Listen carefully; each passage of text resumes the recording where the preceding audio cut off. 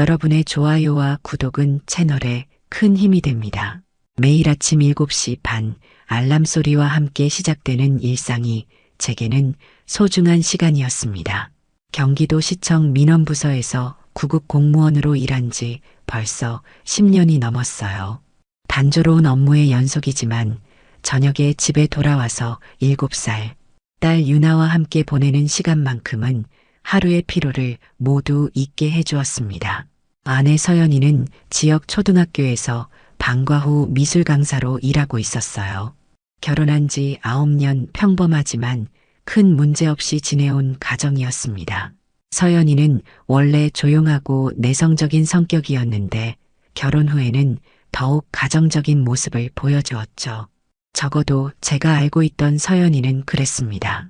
하지만 몇 달 전부터 서연이에게서 미묘한 변화가 느껴지기 시작했어요. 가장 눈에 띄는 변화는 외모 관리였습니다.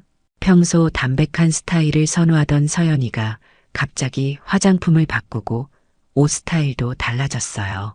특히 주말에 외출할 때는 평일보다 훨씬 신경 써서 꾸미고 나가는 모습이었습니다. 두 번째 변화는 휴대폰 사용 패턴이었어요. 예전에는 저와 함께 있을 때 자연스럽게 휴대폰을 사용했는데 요즘에는 화면을 가리거나 다른 방으로 가서 통화하는 일이 많아졌습니다. 그리고 휴대폰을 항상 뒤집어서 놓거나 주머니에 넣고 다니기 시작했어요. 세 번째는 외출 빈도의 증가였습니다. 동료 교사들과 모임이 있다, 미술 관련 세미나에 참석한다는 이유로 주말 외출이 잦아졌어요. 평소 집에 있기를 좋아하던 서연이가 갑자기 활발해진 것도 이상했지만 외출 후 돌아올 때의 표정이나 분위기가 평소와 달랐습니다. 그런 변화들을 느끼면서도 저는 크게 신경 쓰지 않으려 했어요. 서연이도 자신만의 사회생활이 필요할 테고 결혼 생활에서 이런 시기가 있을 수 있다고 생각했거든요. 더군다나 유나가 아직 어려서 서연이도 스트레스를 받고 있을 수 있었죠. 하지만 결정적인 순간이 찾아왔습니다. 어느 날 유나가 학교에서 돌아와서 한 말 때문이었어요. 아빠, 오늘 엄마가 어떤 삼촌이랑 웃으면서 얘기했어. 삼촌? 어떤 삼촌? 잘 모르겠어. 키가 크고 안경 쓴 삼촌이었는데 엄마랑 너무 재미있게 얘기하더라. 유나의 말을 듣는 순간 가슴이 뭉클했습니다. 서연이가 학교에서 다른 남자와 대화를 나누는 것 자체는 이상한 일이 아니었지만 유나가 특별히 기억할 만큼 친밀해 보였다는 점이 신경 쓰였어요. 엄마가 그 삼촌이랑 뭐라고 했어? 잘 안 들렸는데 엄마가 진짜 많이 웃었어. 평소보다 훨씬 많이. 그날 밤 서연이에게 물어봤습니다. 오늘 학교에서 누구 만났어? 응? 왜? 유나가 엄마가 어떤 남자분이랑 이야기하는 걸 봤다고 하더라고. 아, 그건 대학 동문이 우연히 왔었어. 오랜만에 봐서 반가워서 조금 이야기했지. 대학 동문? 응, 예전에 연극 동아리 했던 선배야. 지금은 지역에서 문화 관련 일하고 있대. 서연이의 대답은 자연스러웠지만 왠지 모르게 석연치 않은 느낌이 들었어요. 특히 연극 동아리 선배라는 말이 묘하게 기억에 남았습니다. 서연이가 대학 시절 연극에 열정적이었다는 이야기는 들어본 적이 있었거든요. 그날 밤부터 저는 서연이의 행동을 조금 더 주의 깊게 관찰하기 시작했습니다. 아직은 의심이라고 할 수준은 아니었지만 뭔가 평소와 다른 점들이 계속 눈에 들어왔어요. 그리고 며칠 후 정말 충격적인 장면을 목격하게 됩니다. 그 충격적인 순간은 평범한 화요일 저녁에 찾아왔습니다. 서연이가 동료들과 회식이 있다며 늦는다고 연락해 왔어요. 저는 평소처럼 유나와 함께 저녁을 먹고 숙제를 도와준 후 재워두었습니다. 서연이는 밤 10시가 넘어서야 집에 돌아왔는데 술 냄새가 약간 났지만 크게 취한 것 같지는 않았어요. 다음 날 아침 출근 준비를 하면서 차 블랙박스를 확인해야겠다는 생각이 들었습니다.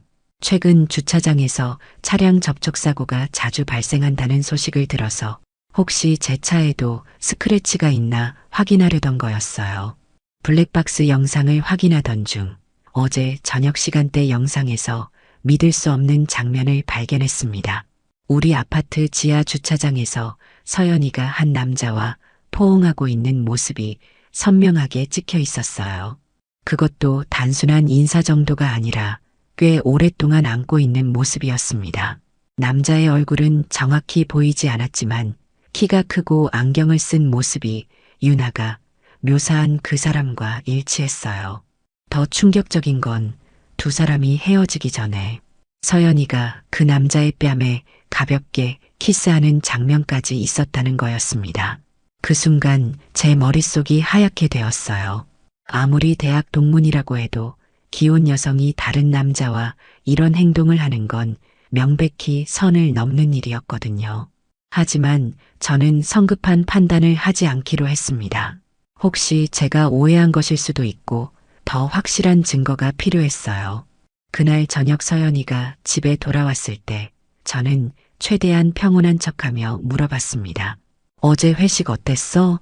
응, 재미있었어. 오랜만에 동료들이랑 이야기 많이 했어. 혹시 회식 끝나고 바로 집에 왔어? 응, 왜? 아니야, 그냥 궁금해서. 서연이는 별다른 이상한 기색을 보이지 않았어요. 하지만 제가 본 블랙박스 영상은 분명히 실제였고 서연이는 저에게 거짓말을 하고 있었습니다. 며칠 후 서연이가 또다시 외출한다고 했어요. 이번에는 미술교사 연수가 있다는 이유였습니다. 토요일 오후에 나가서 저녁 늦게 들어온다고 했어요. 서연이가 나간 후 저는 혼자 있는 시간 동안 여러 가지 생각을 했습니다. 최근 서연이의 변화들, 유나가 본 남자, 그리고 블랙박스에 찍힌 영상까지 모든 것이 연결되는 것 같았어요. 하지만 아직 확신할 수는 없었습니다. 서연이가 집에 돌아온 건 밤 11시가 넘어서였어요. 연수라고 하기에는 너무 늦은 시간이었죠. 연수 어땠어? 늦었네. 응, 연수 끝나고 다들 저녁 먹자고 해서. 미안해. 누구랑 먹었어? 동료 선생님들이랑. 그리고 강사 선생님도 같이. 그런데 서연이의 옷에서 남자 향수 냄새가 희미하게 났습니다. 여자 선생님들과 강사만 있었다면 왜 남자 향수 냄새가 날까요? 그리고 서연이의 화장도 저녁 시간치고는 너무 선명했어요. 마치 중간에 화장을 다시 한 것 같았습니다. 그날 밤부터 저는 본격적으로 서연이를 관찰하기 시작했습니다. 감정적으로 접근하기보다는 객관적인 증거를 수집하는 것이 중요하다고 생각했어요. 혹시 제가 틀렸을 수도 있었고 설령 맞다고 하더라도 확실한 증거 없이는 어떤 조치도 취할 수 없었거든요. 공무원으로 오랫동안 일하면서 배운 것 중 하나가 바로 이런 신중함이었습니다. 감정에 휩쓸리지 않고 차근차근 사실을 확인하는 것, 그리고 그 바탕 위에서 올바른 판단을 내리는 것이 중요했어요. 서연이에 대한 의혹이 커지면서 저는 더 구체적인 증거를 찾기 위해 노력했습니다. 가장 확실한 방법은 서연이의 휴대폰을 확인하는 것이었지만 그러기 위해서는 기회를 기다려야 했어요. 서연이는 평소 휴대폰을 손에서 놓지 않았거든요. 그 기회는 생각보다 빨리 찾아왔습니다. 어느 날 저녁 서연이가 샤워를 하러 들어가면서 거실 테이블에 휴대폰을 놓고 갔어요. 평소 같았으면 절대 그러지 않았을 텐데 그날은 급하게 들어간 모양이었습니다. 저는 조심스럽게 휴대폰을 들어봤어요. 당연히 잠금 설정이 되어 있었지만 서연이가 평소 자주 사용하는 숫자, 조합을 시도해 봤습니다. 유나의 생일, 우리 결혼 기념일, 서연이 생일 등을 차례로 입력해 봤는데 결혼 기념일 숫자로 잠금이 해제되었어요.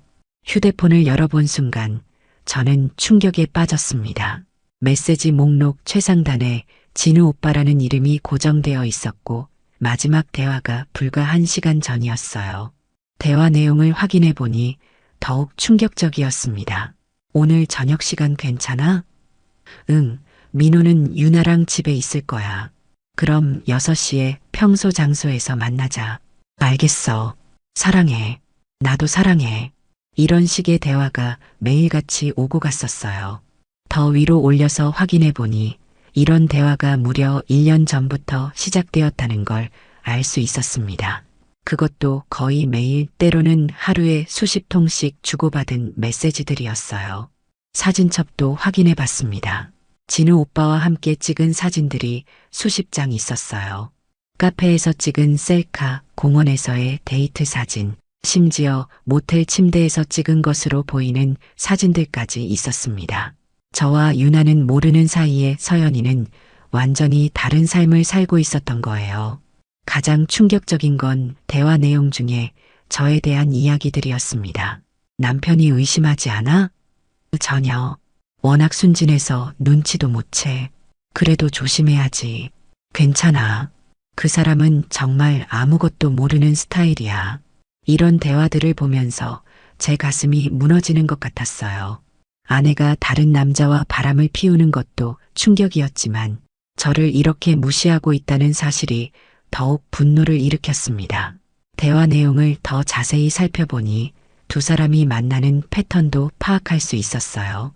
주로 서연이가 동료 모임, 연수, 세미나 등의 핑계로 외출할 때 만나고 있었고 장소도 대부분 정해져 있었습니다. 시내 한 모텔이 단골 장소인 것 같았어요. 계좌 이체 내역도 확인해 봤습니다. 서연이가 진우라는 사람에게 정기적으로 돈을 보내고 있었어요. 용돈, 밥값, 차비 등의 명목으로 한 달에 수십만 원씩 송금하고 있었습니다.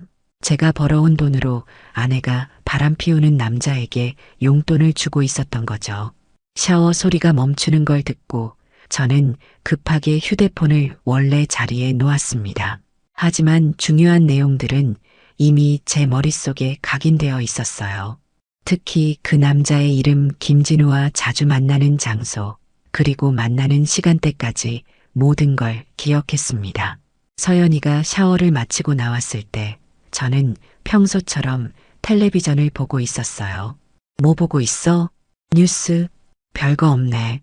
그래, 나는 내일 일찍 나가야 해서 먼저 잘게. 응, 좋은 꿈 꿔. 하지만 그날 밤 저는 한잠도 잘 수 없었습니다. 머릿속에서 계속 서연이의 메시지 내용들이 맴돌았어요. 특히 그 사람은 정말 아무것도 모르는 스타일이야라는 말이 귀에서 떠나지 않았습니다. 다음 날부터 저는 본격적으로 김진우에 대해 알아보기 시작했습니다. 그리고 서연이의 거짓말들을 하나씩 확인해가며 더 많은 증거를 수집할 계획을 세웠어요. 이제 더 이상 순진한 남편으로 살 수는 없었습니다. 김진우에 대해 알아보는 것은 생각보다 어렵지 않았습니다. 서연이의 휴대폰에서 본 정보들과 인터넷 검색을 통해 그의 신상을 파악할 수 있었어요. 김진우는 서연이와 같은 대학 출신으로 연극 동아리에서 활동했던 선배였습니다. 현재는 지역에서 작은 극단을 운영하면서 프리랜서 콘텐츠 제작자로 일하고 있었어요. 더 자세히 조사해보니 김진우가 서연이의 대학 시절 첫사랑이었다는 사실도 알게 되었습니다. 서연이의 오래된 사진첩에서 본 적이 있는 그 남자가 바로 김진우였어요. 당시에는 단순히 동아리 선배 정도로만 생각했는데 실제로는 연인 관계였던 거였습니다. 그렇다면 서연이가 저와 결혼한 후에도 김진우와 연락을 이어가고 있었다는 뜻이었어요. 소셜미디어를 확인해 보니 두 사람이 서로를 팔로우하고 있었고 간간히 좋아요나 댓글을 주고받은 흔적도 있었습니다. 물론 겉으로는 단순한 동문관계로 보이게 조심스럽게 행동했지만 실제로는 지속적으로 소통하고 있었던 거죠. 김진우의 직업적 특성도 불륜관계를 지속하기에 유리한 조건이었어요. 극단 일은 저녁 시간이나 주말에 주로 이루어지고 프리랜서라서 시간 조절이 자유로웠거든요. 서연이가 연수나 세미나라는 핑계로 외출할 때 김진우는 언제든 만날 수 있는 상황이었습니다. 더 충격적인 사실은 김진우가 서연이를 통해 저에 대한 정보를 상당히 많이 알고 있다는 점이었어요. 휴대폰 메시지를 다시 확인해 보니 서연이가 제 근무 시간, 성격, 취미, 심지어 제가 의심이 많지 않다는 점까지 김진우에게 자세히 알려주고 있었습니다. 민호는 정말 의심 같은 거 안 해. 너무 착해서 오히려 답답할 정도야. 그럼 우리 관계에 들킬 염려는 없겠네. 전혀 없어. 설령 조금 이상하게 생각해도 직접 물어보거나 하지는 않을 거야. 이런 대화들을 보면서 제가 얼마나 우습게 여겨지고 있었는지 깨달았습니다. 서연이와 김진우는 저를 완전히 우롱하고 있었던 거예요. 그 후 며칠 동안 저는 서연이의 행동 패턴을 더 자세히 관찰했습니다. 서연이가 외출한다고 할 때마다 김진우와의 메시지를 확인해 보니 거의 모든 외출이 김진우와 만나기 위한 것이었어요. 동료 모임이라고 했던 날에는 김진우와 데이트를 했고 연수라고 했던 날에는 모텔에서 시간을 보냈습니다. 심지어 제가 야근을 하거나 출장을 갈 때도 김진우를 집으로 부른 적이 있었어요. 저와 유나가 없는 사이에 다른 남자를 우리 집으로 데려온 거였습니다. 이건 단순한 불륜을 넘어서 완전히 가정을 우롱하는 행위였어요. 특히 충격적이었던 건 유나에 대한 대화였습니다. 유나가 오빠 얘기 물어보면 어떻게 할까? 그냥 엄마 친구라고 하면 돼. 애들은 금방 잊어버려. 혹시 아빠한테 말하면? 유나는 워낙 내 편이라서 괜찮을 거야. 원래 아빠보다 엄마를 더 좋아하는 나이잖아. 저는 이 대화를 보면서 정말 분노가 치밀어 올랐습니다. 자신들의 불륜을 위해 어린 딸까지 이용하려 한다는 게 믿어지지 않았어요. 유나는 아직 7살밖에 안 된 순진한 아이인데 엄마의 거짓말에 동조하게 만들려는 거였습니다. 하지만 실제로는 유나가 저에게 더 애착을 보이고 있다는 걸 서연이는 모르고 있었어요. 요즘 들어 유나가 아빠가 더 좋아라고 말하는 일이 많아졌는데 아마 서연이의 변화를 아이 나름대로 감지하고 있었던 것 같습니다. 이제 충분한 증거가 모였다고 판단한 저는 다음 단계를 준비하기 시작했습니다. 법적 조치를 취하기 위해서는 더 명확한 증거들이 필요했지만 적어도 서연이와 대화할 준비는 되어 있었어요. 하지만 그 전에 김진우에 대해 조금 더 알아볼 필요가 있었습니다. 상간소송을 진행하려면 그의 경제적 능력이나 사회적 지위도 파악해야 했거든요. 충분한 증거를 확보한 후 저는 서연이와의 대화 시기를 기다리고 있었습니다. 그런데 예상치 못하게 서연이가 먼저 중요한 이야기를 꺼냈어요.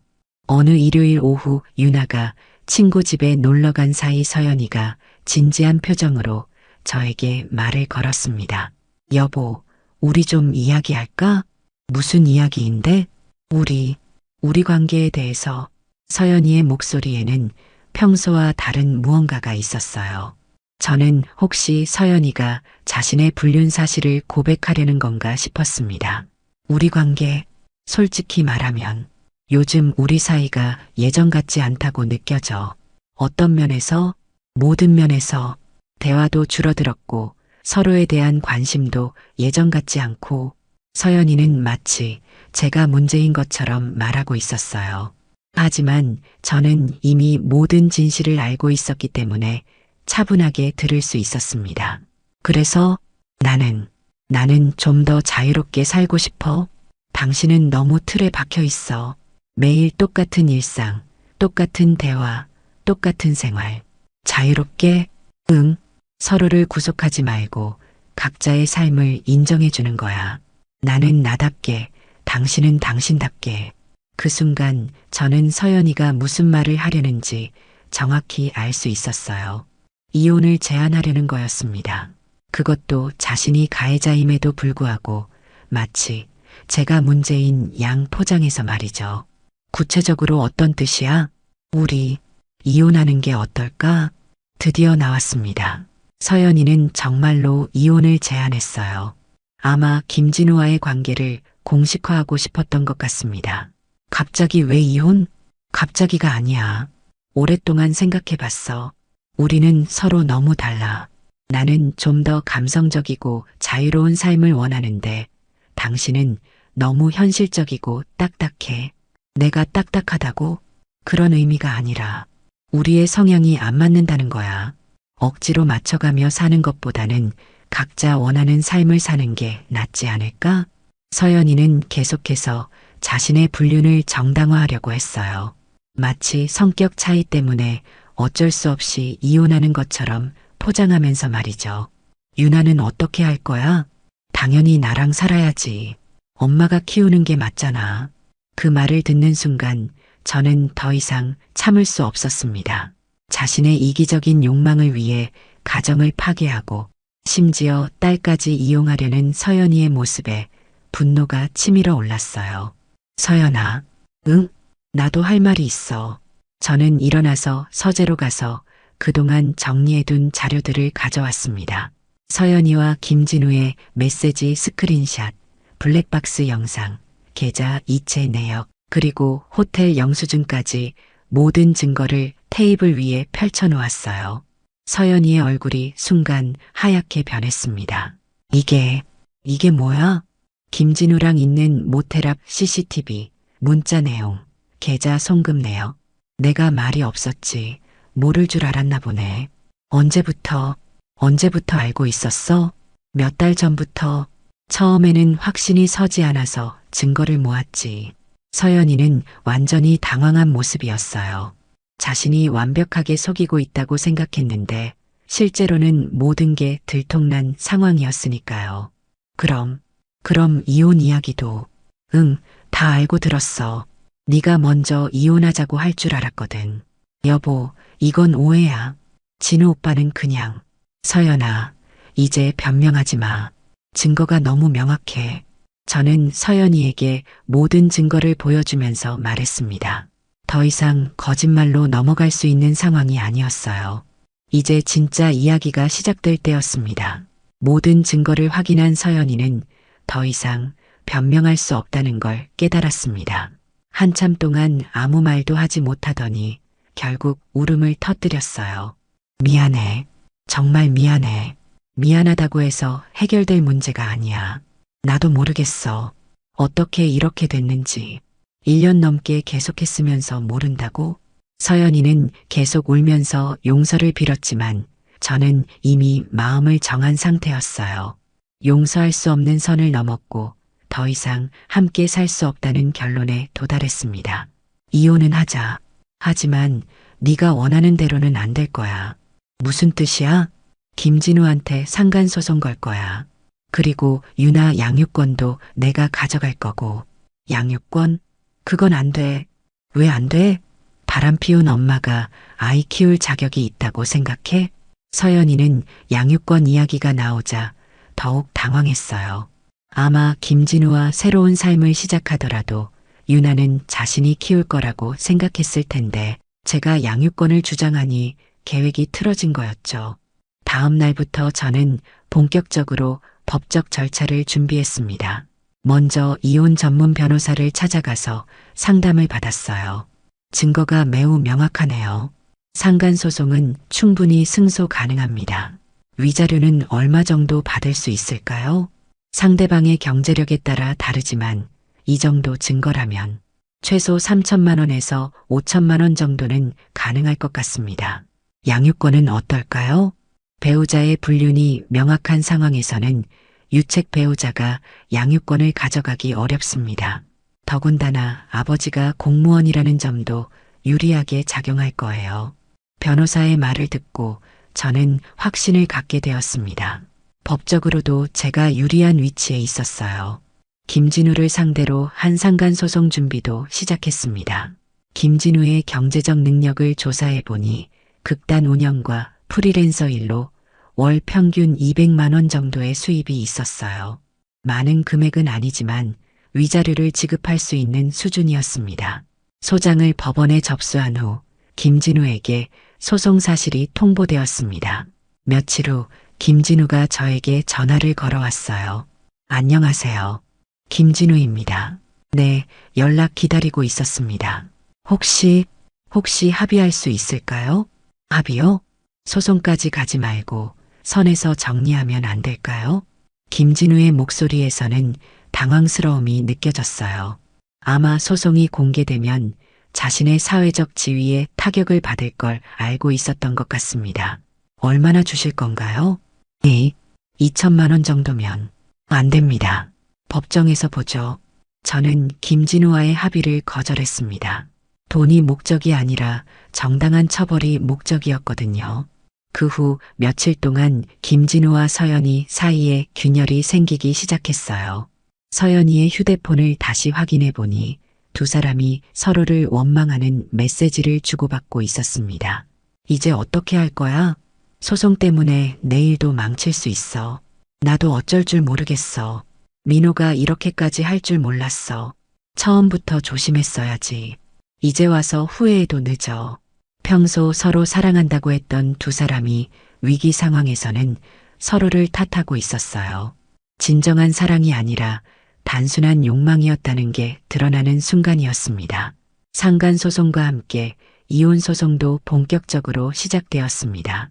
서연이는 여전히 양육권을 포기하지 않겠다고 했지만 변호사는 승산이 거의 없다고 했어요. 불륜 사실이 명확한 상황에서 법원이 유책 배우자에게 양육권을 주는 경우는 거의 없다고 했습니다. 재판 준비를 하면서 저는 유나에게도 상황을 설명해야 한다고 생각했습니다. 아직 어린 나이지만 앞으로 벌어질 일들에 대해 어느 정도는 알고 있는 게 좋을 것 같았어요. 재판이 시작되면서 김진우와 서연이에게 본격적인 사회적 타격이 가해지기 시작했습니다.